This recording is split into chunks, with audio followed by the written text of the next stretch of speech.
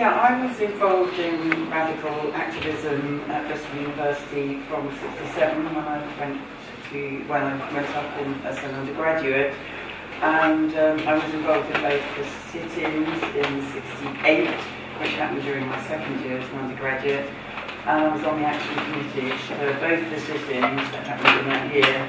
First, a very brief one at the Student Union, just 2 nights in the June of that year, and then the 10-day occupation of Senate House in December.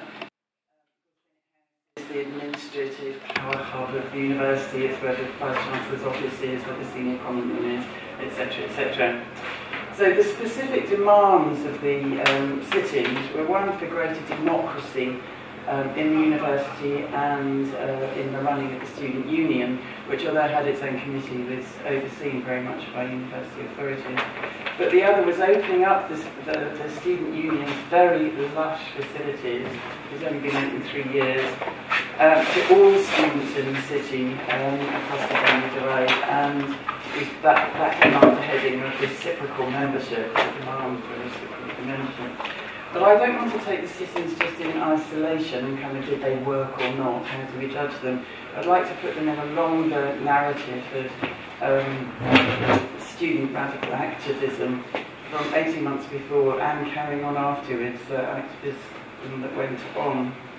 So as I say, for 18 months before the sit-in, there was a lot of agitation, organising, campaigning, meetings, debates around these issues. And within that, a very keen awareness, actually, and class analysis of our privileged position as an elite. I think I'm right in saying there's about 7% of our age group actually went to the universities. And our critique was very strongly of the binary system in higher and further education, which is a completely undisguised, class-ridden system in which the very small number of universities were disproportionately funded with much better resources, and of course with a much higher kudos than the colleges or the polytechnics. And we felt very strongly that we should be challenging that class-based system in higher education.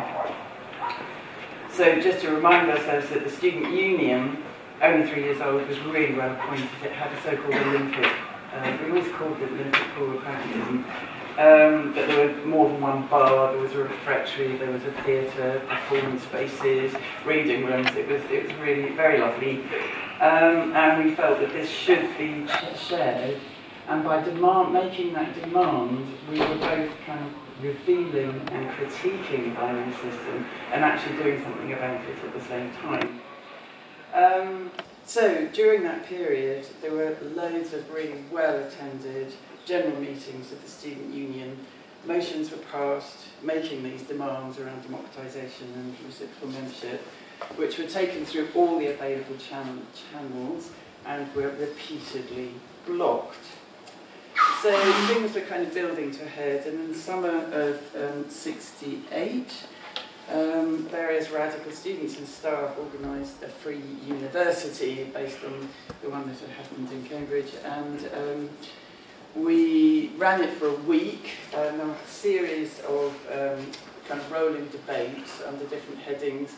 Most were initiated by an expert speaker, and then were very open to debate. And we were critiquing the university, the nature of teaching and learning, the place of the university in the wider society and in the world. So we looked at education and society, communication in the era of mass media, science and society, etc. And I seem to remember my first introduction to semiotics and structuralism, which seemed incredibly exotic and slightly mind-boggling at the time. On the last evening, these debates all took place in the Student Union building, and on the last evening, the end of the week, was the Saturday, and the last session in the early evening was for future planning. So we were planning activism around those demands, but also thinking about our place in the wider world, our privileged place, and how we might connect more to the city and make a contribution, which on the whole the university students were very separate from. So of course, the talking went on, and it got to 10:30 when the building was to be closed. And we asked permission to keep it open, permission was not given, and so we decided, as we were the student body, we should have control of the student union, and a meeting of 500 voted to occupy the student union, which we duly did. I think we basically stayed up all that night and just talked, but we carried on with our session on Sunday and slept in the building on Sunday night and handed it back on Monday morning. The porters were most unconcerned and very supportive. Yeah, fine, you have it, that's not problem. The local press made a big thing of Ian McIntyre, which some of you might remember, who asked the leader, the ringleader, the rebel. And of course we very much challenged this opinion. And there's me as the press officer for both the decisions. I'm claiming there were no ringleaders involved. 3 people just put up the motion and were democratically elected.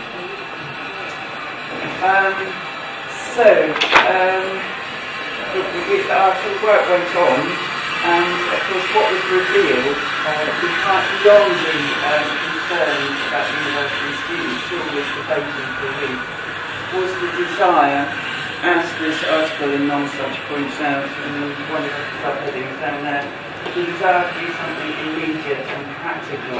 So one of the things that we made a decision about was to run 3 schools. The idea was to have summer holidays activities for kids in deprived areas, thus being more involved in the city, bringing creative activities for kids whose parents were at work. But what we very much wanted to do was to put in practice what we preached about non-hierarchical education within the university, and that should permeate all the way down to 2-year-olds, who are somewhere as young as that, who came to preschools. So we wanted to relate to the kids in an egalitarian, child-centred way. So that summer we ran one preschool in Totterdown in rooms given to us by the Methodist Church. It ran for 4 weeks. The first day there were 120 kids. There was sometimes a peak of 180. There were 15 of us, none of which had any training in handling kids, and we were trying to do it in this free and open way, so it's been pretty chaotic a lot of the time. But it was very rewarding. And we did lots of great sort of creative stuff with a huge collaborative artwork, outings, games, etc. But I think what was really significant was at the end there was a meeting of 25 parents who then organised a petition to the council that there should be play facilities and hopefully an eventual playground in Totterdown. And that, I think why that mattered, I think, a lot to us, was that we had been criticised for just doing for free what the council should be offering to the community anyway.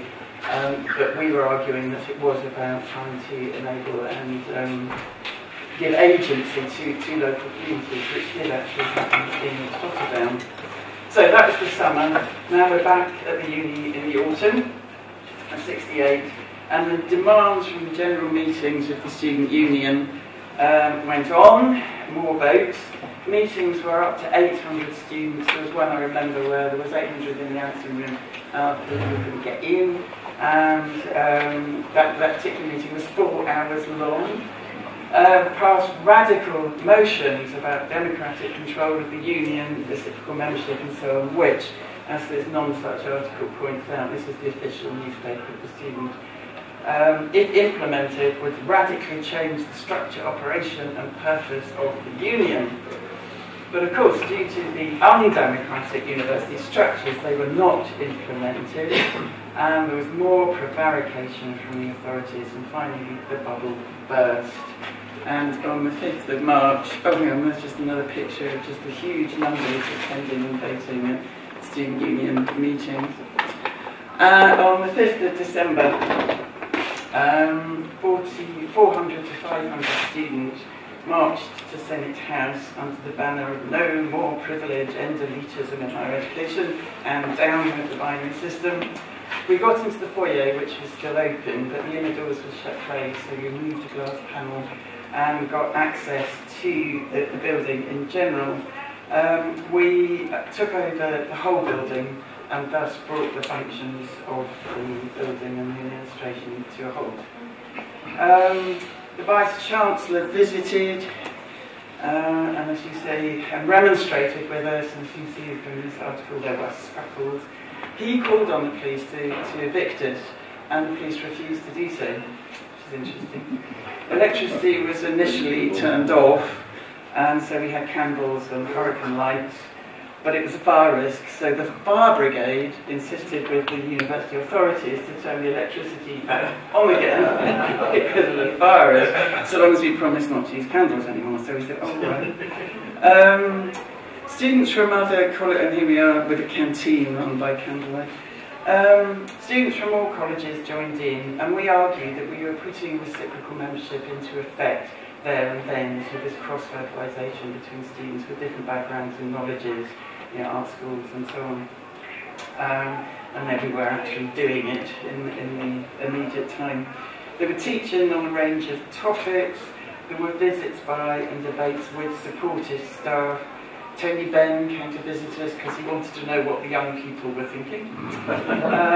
Press releases written, food voters organised, posters were screen printed by the art students and fly posted all around town, leaflets produced and distributed. We got letters of support from some staff, telegrams of support were received from all over the country, one from France, which was exciting, and all the time the Beatles' White Record was playing. Obladia Gladar is sort of running tune. Numbers climbed to well over 1,000 on occasion. There was a bomb scare at one point. We did agree to evacuate, so long as we were allowed back in. And again, the police and the fire brigade allowed us back in. And in some ways, the civil police of the British was soft. When you think what happened in Paris and what was about to happen in the States, But anyway, we all lived back in Maryland. In terms of organisation, there was a general assembly, often up to over 1,000 people. A daily vote, should we stay or should we go, running debates. But also there was a steering action committee. There was a larger one with reps from all the colleges. And then there was an inner core, which, if I'm honest, was pretty self-selecting and not totally transparent, with people coming from Tennessee and Birmingham sittings to sort of join in with decision making. And they dealt with all the public communications, food and so on, discussing guiding motions to put through the General Assembly. But here I'd like to say something about the role of women in sitting. There weren't many on the action committee, it was definitely a male-dominated. I was press officer, I said, so I got some attention as this front page from the Evening Standards, because I was from London. That's why I got this attention. In a London newspaper, and I think you can see the headline, Girls Behind a Revolution, and they wanted us to sort of pose in a rather sexy pose, sitting on a wall with our legs curled up in our miniskirts taken from below, and both of us kind of felt really uncomfortable, thought, no, we're not doing that, but they still got a slightly sort of upskirted thing to do, didn't they? What was interesting was in the interview, they were so interested in the fact that there were girls organising this. And it was actually quite hard to get them onto the substantive topics of the sitting. In the General Assembly meetings, when I did get the megaphone, my memory is that I was doing housekeeping. And, I'm not very educated, so it's a bit weird that I was doing that. Sorting cooking rotas and such like. There is an American, Mel Rabin, who was here on 1 year placement at the university here. And he chaired nearly all the meetings. And he told me that one time he couldn't do the chairing, and he suggested that I should instead. And this is something he told me just last year, I didn't know before. He said when he put it to the other guys said that she's just a girl, and so obviously it wasn't on. I didn't know about it at the time, but I do know that I never chaired a meeting. And after the sitting, I went back to London, and my communist mum, who had been a social worker most of her life, had recently started teaching at LSE, and she was down at LSE in their sitting, so I went down to meet her, and she was there as a member of staff because the women student had asked her if she would patrol the corridors at night to keep down the harassment the young women were getting from activists. So, that's quite strong, isn't it? and it makes us think about how we were before the key watershed in the UK in 1771. We didn't really have a language, and it's only really fully becoming mainstream now, isn't it, with the Me Too movement, so that's an interesting point. The sit-in ended on the 10th, on the 16th of December. On the 8th, on the 10th, sorry, 8 people were given writs from the High Court, and those people had to leave, but the sit-in did go on with wonderful posters going all around the city, writs unite us, in Gothic lettering done by the art students. But you also note the one man, one writ, which is perhaps indicative, I don't know. And on the 16th, when the hearing was held at the High Court in London, the decision was taken to leave on that day, and we marched out in good order, leaving it clean and tidy. So how do we judge the success? There was definitely more representation on university bodies by students. The reciprocal membership disorder rumbled on unresolved, but I'd like to see it more widely than that. Hundreds and hundreds of students had an experience of participatory democracy. Huge numbers of kids had a radical experience in the free schools. By 1970, there were 5 schools involved in free schools that summer, organised by Peter Swan. And with Julia Clark, I ran a 2-week camp in Wales with 35 of the most deprived kids. And the following year, there was more free schools and a camp in 72. So it was an ongoing commitment, a sustained commitment. Anecdotally, we know that there was, I've got 3 more sentences, is that okay? Anecdotally, we know that these had an enduring influence on kids who took part in them. We do have anecdotal evidence, not more than that. So, what am I want to say? That it was a radical movement that, as a whole, affected lives, how we might organise and make a difference, how the world is to be understood. And I feel that it does actually come through those attitudes have endured in our generation. And we see it in the mass membership of the Labour movement under a Socialist manifesto, with, I think, a really marvellous cross-generational meeting of activism and, stealing the term, optimism of the will across generations. Okay, thank you. Thanks very much, Sue. We're going to go straight on to Kevin, so hold on to your questions for the discussion, which will be after. Do you want to stand?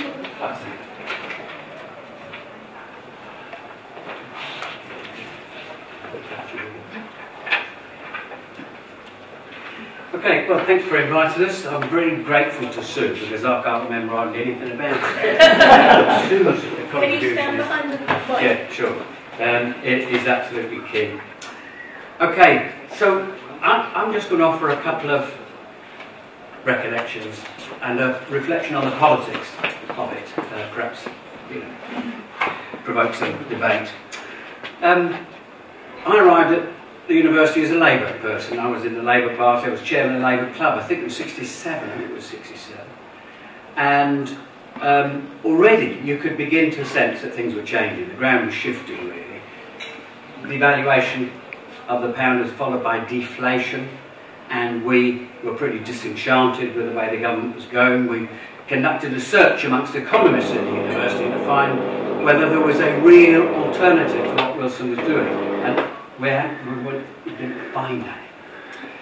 A second incident which I think speaks to what was happening, we used to run every year, there'd be an Oxford Union type debate, where the government and the opposition would rehearse what happens in Parliament, and we had Richard Crossman come in, and he called off at the last moment, so I had to stand in for Richard, and people in the gallery were blowing whistles, letting off balloons, generally ridiculing the whole procedure, because that kind of conventional politics is already shifting into the wings. People don't have any patience with it. What are you doing, playing at being in Parliament? So politics were changing anyway. Some of us had a meeting with Tony Benn when he came to Bristol to talk about this. It was in the dead of night in a house somewhere. One of the small group that met him actually wanted to kidnap him,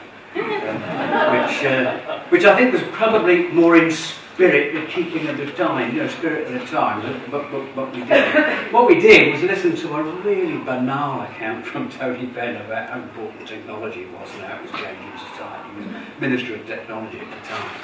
Sadly, I can't remember what we said to him, but I don't think it was any more profound. And there was really a non-meeting of minds.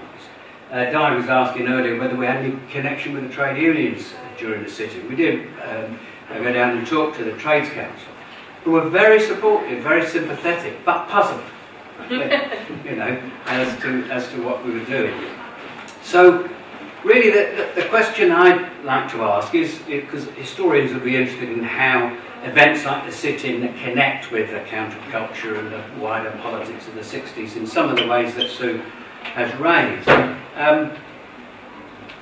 So what did the 68ers, you know, leave behind? Well, I think politically, not very much. Culturally, I think it contributed to some significant shift in thinking across the piece, but politically, not very much.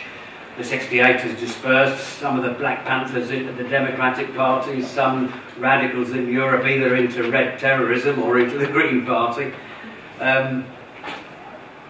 Did we really know what was going on in 68? Well, I'm not sure that we did, but then I'm not sure anybody did. I recently came across the reprint of the May Day Manifesto. The May Day Manifesto had been written in 67, was published in 68, amongst the authors Stuart Hall and Edward Thompson and Mike Rustin. Mike Rustin's reissued it with a preface, and in it he says, you know, it's a very good document and so on, he says that the manifesto, the authors of the manifesto had failed to see the Paris events coming, or Prague, or Thatcherism. And he says there's no mention of the sort of identity politics around race, gender and sexuality that have come to be as significant for radical politics as class. And these were some of the brightest people around. So, what would be useful to draw out in some ways for a discussion?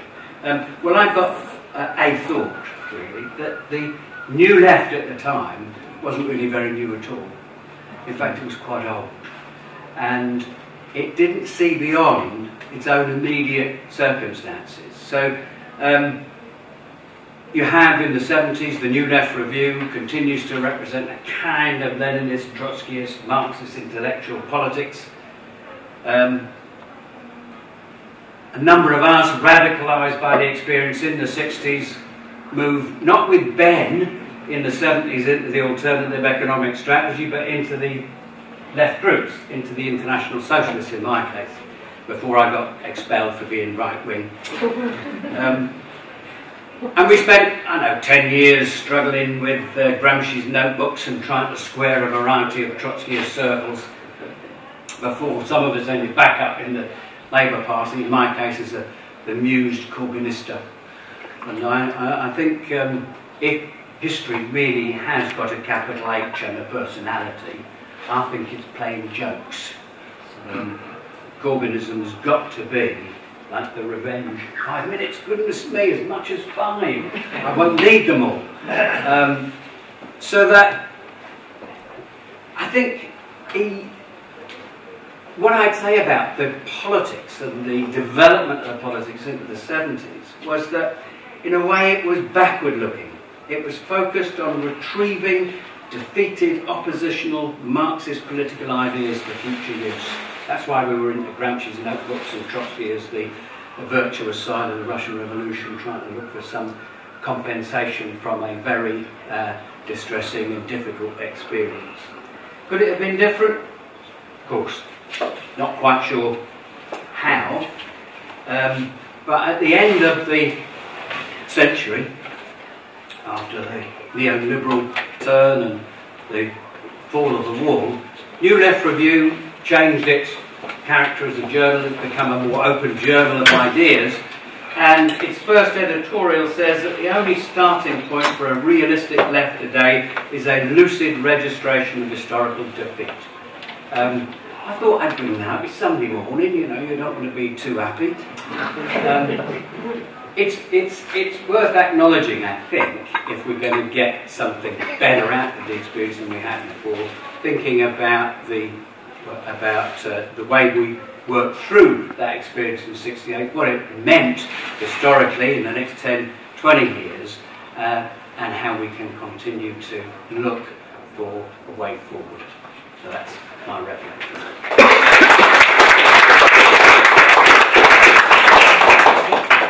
Thanks very much to both our speakers. We'll now, we're going to do the roving mic, or we're going to, no. So, people asking questions or making contributions, it would probably be helpful if you could stand or certainly raise your voice if you're sitting in the front to turn to face the rest of the audience so people can hear you. So, can I have, oh, that's just a blind going up so we can see each other. Can I have the first question or contribution? Yes. Oh yes, it's really interesting to hear what you said. Not only was I not in Bristol, but I was outside the country, so I missed all what I've always thought of as the fun as well as the politics. So neither of you said very much about the fun and how people were interacting and enjoying themselves at the same time as all this stuff was going on, and so I'd like to know a bit about that. And also, it all sounded it sounded rather worthy, you know, rather than people getting excited and having a good time, as well as challenging their own and other people's ideas.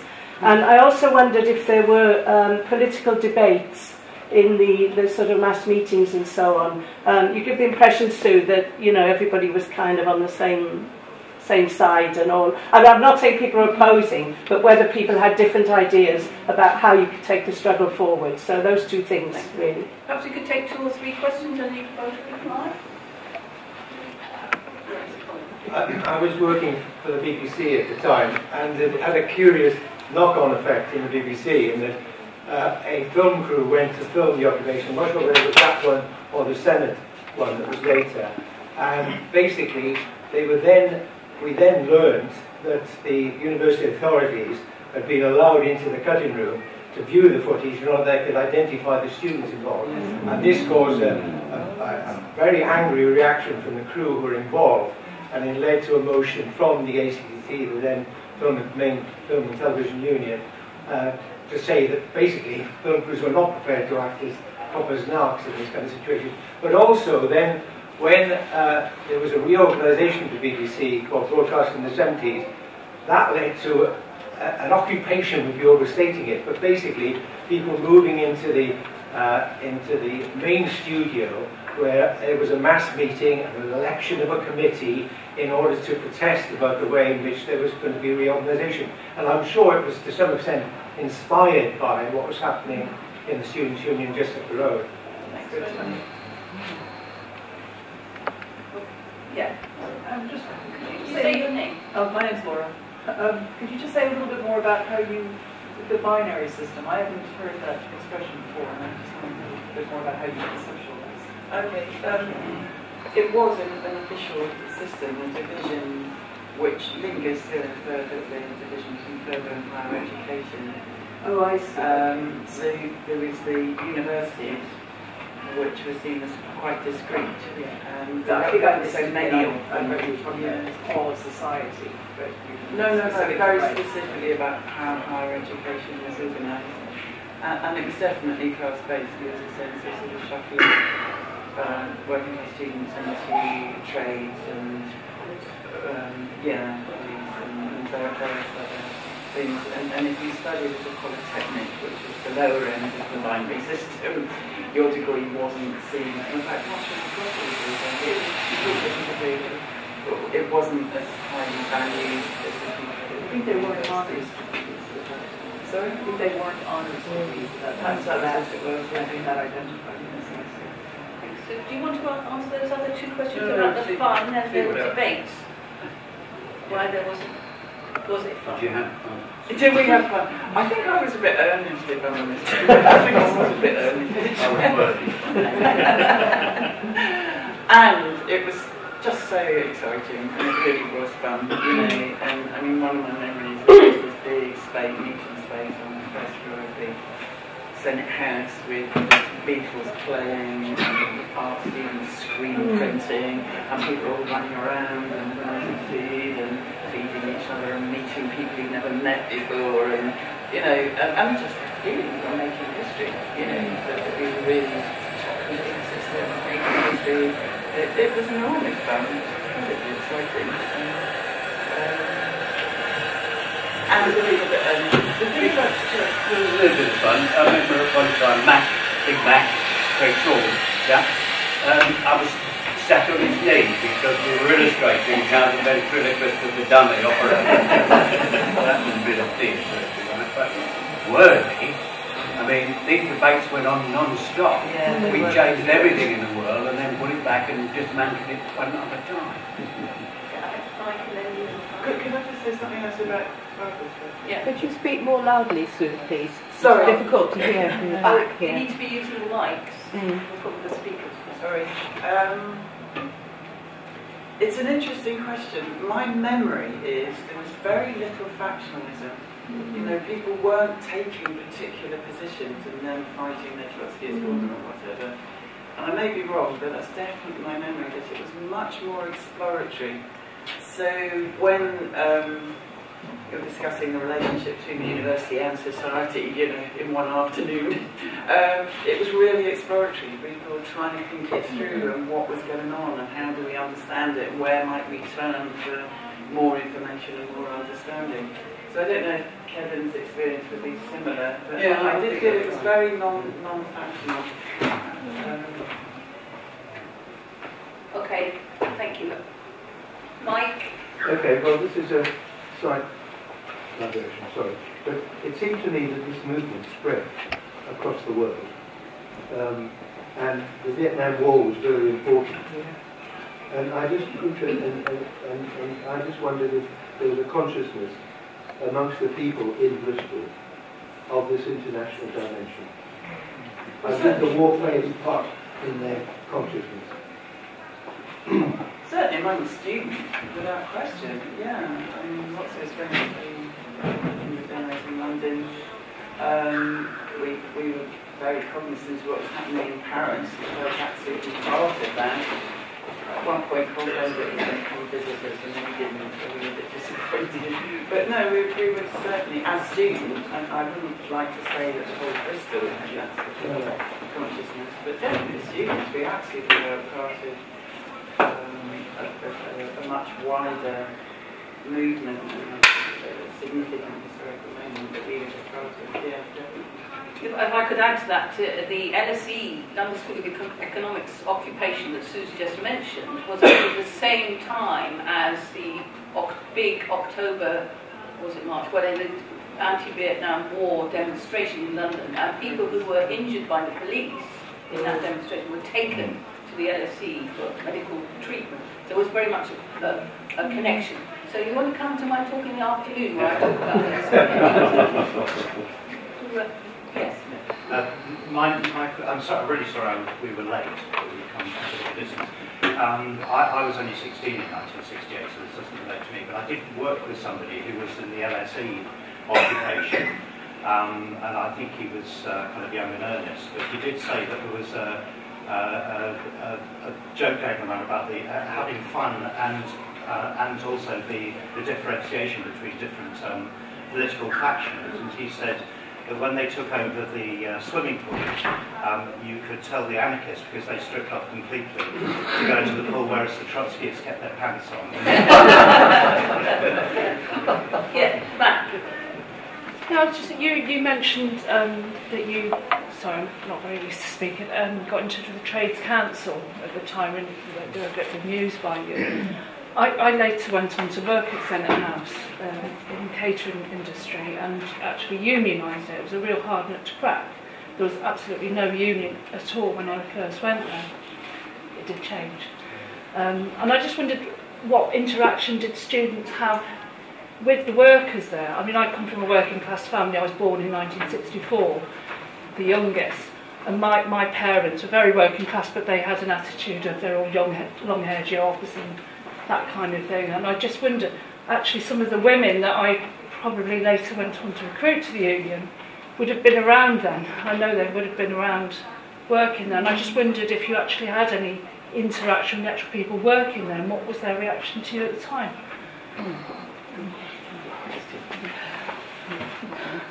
I mean, I think the answer is that we didn't. Yeah, I thought as much. I mean, I think that's the answer.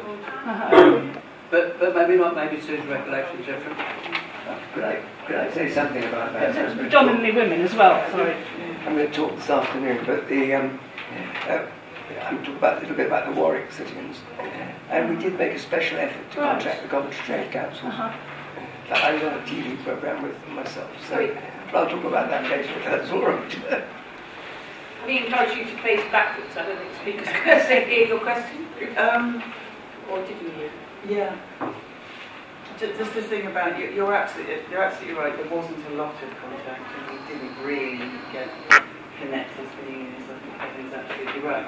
But when I was looking at these press cuttings, I came across a load of documentation I didn't realise I kept. And one of the things was we were very concerned about the closing down the building meant that people couldn't come to work. And there's one document I got which lists all the trade unions that we contacted, just purely about making sure people got paid. And we did send people to go and talk to the Vice-Chancellor or his deputy to get a guarantee that people would be paid. So we weren't oblivious. We did try to do something about it, but I can't say that we actually invited people in or worked with them, and I wish we had done that. I was at another university, and I was that great rarity, a student from a working class family studying at an elite university. And I think it's really important to include the atmosphere of what was going on with the Vietnam War, because I remember going to Grosvenor Square and being absolutely terrified because of the police violence. And when it got really bad, we just hopped it and left, which was probably sensible, because I had a friend who didn't leave. And when a young woman was assaulted by a policeman, he tried to stop it, and he got himself arrested. And later on, what somebody said about the filming of student demonstrations, it did happen because he got identified by the university authorities, and he was victimised. And he later went on to join the Angry Brigade, and he was involved, you know, became an anarchist. But I think he became an anarchist because of being victimised in all these things. So I think it's really important to include what was going on in the background. Also, vis-a-vis attitudes to the working class, I'm afraid it was, you know, there wasn't all the stuff, there wasn't all the thinking then about things. Sociology was very much in its early, it was radical to be so concerned about sociology and stuff like that. So there wasn't the knowledge about class relationships and things like that. So my understanding of the relationship with the working classes was it was a little bit like colonialism, about Victorians going out, and often churchy, going out and doing good to the poor. Yes. But the positives of that is that a lot of my friends at university, and I went to an elite university in inverted commas, is a lot of people did go into what I would describe as socially useful jobs, like teaching and social work, and so on. Whereas now, very, very few people from places like that go to do jobs like that. They all go to, and there's these values have totally changed because of Thatcherism. They go off and, you know, want to earn megabucks and perceive that as being a socially desirable thing to do with your life, which I certainly don't. So it was scary. It was scary as well. I remember going on demonstrations and being scared. Yeah. It wasn't just fun. No. Back in the back. Yes, following on from that statement, why, if you were opening up your plush new union facilities and you were concerned about the place of the university in society, and you were going to do some rather 19th century style outreach on Brandon Hill or Totterdown or wherever, just like, you know, your forebears in the 1900s or 1880s might have been doing, why didn't you think of opening up the union to all the people of Bristol, rather than just talking about opening up to, you know, less advantaged Polytechnic students or college students? It was debated. It certainly was an issue. It was debated. I think maybe, I don't really remember, but I think it may have been what was kind of possibly achievable. That opening up across the binary divide. Right. To place the students in the whole of Bristol would be at least a degree of democratisation. Yeah, I can understand that in the long lead-in to try and to get something out of the university authorities with regard to opening up the union building. But you'd occupied it. So when you'd occupied it, why were you still on the Bristol Sit? Everybody was invited. I've got pictures elsewhere of posters saying, all welcome, come to come to the seminar, join us. Oh yeah. Once we're occupying it, he said, everybody come. At the back. Yeah, I just like to make a couple of tangential points. I was, what would you say, I was half involved and half not. I was trying to do a PhD, look after 2 children and had a part-time job. But I was present at quite a few of the meetings. And I remember one when actually someone from whatever was then the equivalent of the BNP was there. A local working class Bristolian who, and Kevin might remember this as well, got up and begged the students to behave like proper upper class leaders and not to, do all these rabble-rousing things. So the interactions were often a bit strange. But I hope you won't mind me saying this, Kevin, I remember you saying to my husband, John, that you couldn't see any of this crowd getting up, in effect, off its arses and doing anything. So maybe you've changed your mind as well. And there's also the impact on the staff and staff relations. So those people who were involved and supporting the students had a change in their social interactions. And people who my husband John thought were friends of his would cross the road to avoid speaking to him. And there was kind of some witch hunting among the staff of people who actually visited the sit-in. So I think it cracked apart quite a lot of the sort of taken for granted stuff in what was, when I came here from Australia in 1962, and Bristol University was a kind of twin set and pearlsy kind of place, with everything that seemed very proper, and it certainly cracked that apart, I think, and so that was an achievement in itself. I think things were never quite the same again after the sit-in, not at Bristol anyway. I do remember some of the most extraordinary debates. When somebody said earlier about fun, depends what what you think is fun, but the intensity of the experience is very great, and the intellectual and political range was very great, and very, very stimulating. And I remember this, particularly that chap, working class BNP person, making the argument, completely bizarre, that we were the elite and ought to run the country properly. And why weren't we carrying out the role that we ought to be carrying out? But there were other, I remember another debate, I can't place it in a timescale, but we had a debate about the Black Panthers. We had people who, I don't know whether they were Black Panthers, but they were certainly representing that standpoint. And all like this chap from the BNP telling the ruling class to behave like the ruling class. The Panthers were there to tell us to keep our place as white people in the struggle and not to encroach upon their monopoly of leadership of black people and of anti-racism. I remember getting involved in an argument with the Panthers about that. That was prior to the triumph of identity politics. So you've got all of those things going on.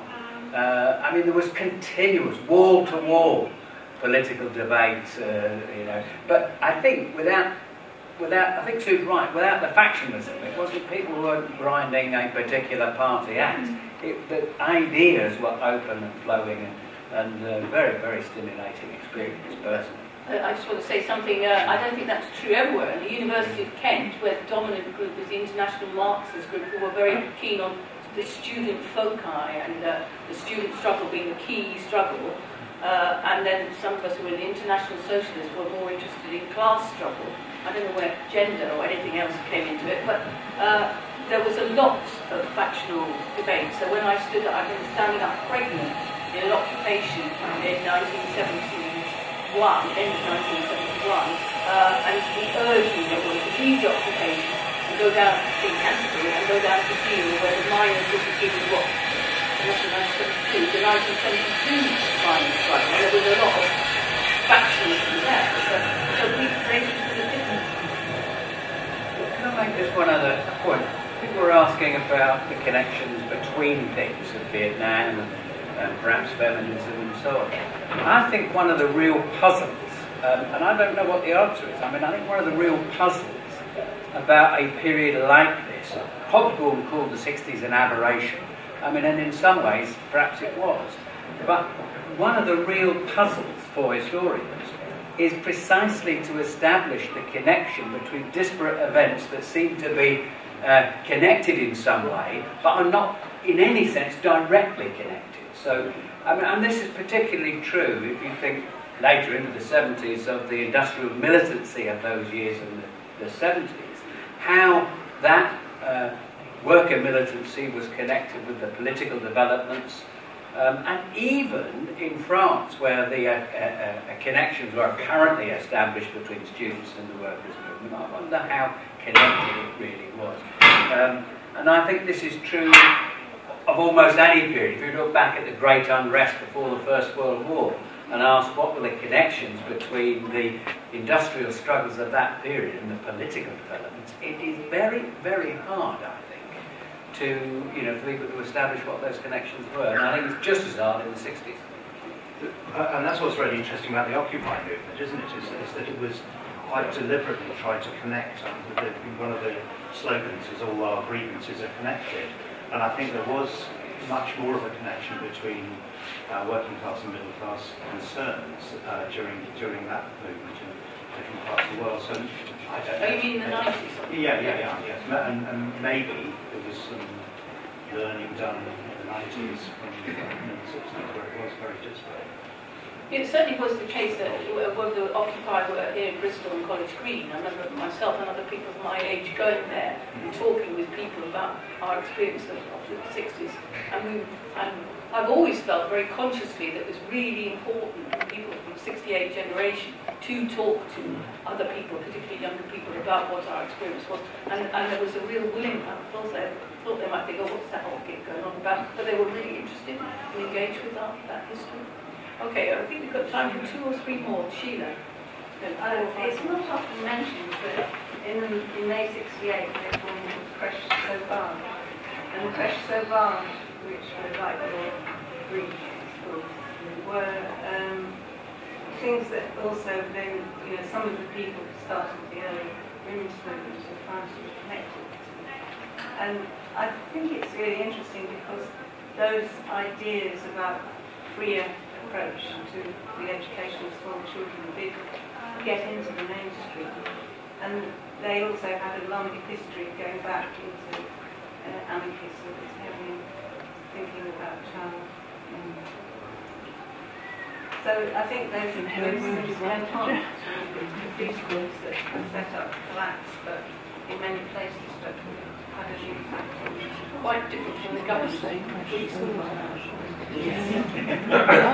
Hello, my name's David. I'm the younger generation, so I was only 11 in 1968. Although I was saying earlier, I was marching with 250,000 people against the Vietnam War in San Francisco at the time. I arrived in this country in 1978 as an exchange student at Sussex University, and one of my first experiences was a huge student union meeting. About 4,000 students had to be held outside because there were so many of us, having a vote on whether to occupy the administration office of Sussex. And I came from UC Berkeley. I thought I was left-wing, but I discovered I was actually right-wing and British person. And we had this wonderful, it was a sunny autumn day, and we were out there debating for about 6 hours. And we voted sort of 2005 to 1090, whatever, not to occupy. So it was, it was 2000 to 2000, but a slim majority said not to occupy. And we went away, and then heard later that evening that an emergency student union meeting had been held with 100 people later that evening, that none of us knew about. And all 100 had voted to occupy, and the occupation went ahead, which was one of my first experiences of... They were the vanguard. This is all preliminary to my question to Sue. I was really interested by, you emphasized throughout how democratic these votes of 1,000 people were, but then you also talked about this inner core of people, and I just wondered, how much was that inner core group, who obviously were all men because you were, or because of the... Yeah, predominantly, how much was that group actually manipulating, as it were, the decision-making process? How genuine were the votes of 1,000 when it was a core of self-selected people who were trying to manage the process? I think that's a fair question. But certainly there was a lot of debate in the big open meetings. It wasn't like, a motion was put up and everyone felt they had to, vote with the party line. There wasn't a sense of a party line. Debates did go on for a long time. At the same time, there was a sort of inner group who were making sure that motions got written, and probably got written in a certain way, so that you were aiming towards an outcome that seemed like a good one to that inner group. But I think it's a bit of both. I think it would be unfair to say it was complete manipulation. And it was probably necessary with such a sort of big, freewheeling, open-ended, anybody on the street can come and join in the debate, to have some sort of firm footing of motions being written and ready for the meeting, and somebody chairing and so on. So it's 6 months, half dozen the other bit perhaps, but I would still say that the processes were very open and fully debated. So, yeah. Have you got some last thoughts?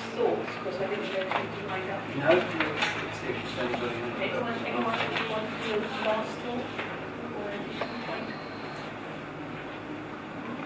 Okay, well what's really good about today is that it's not like when you go to a thing where you're talking about one thing and then the next session is about something entirely different. This debate is going to go flowing on throughout the day. And in 5 minutes, Hilary and Sheila are going to be talking about feminism in 68. There are other things. I'm going to be talking about my memories of 68 at 2 o'clock. So, see you later. Thanks very much.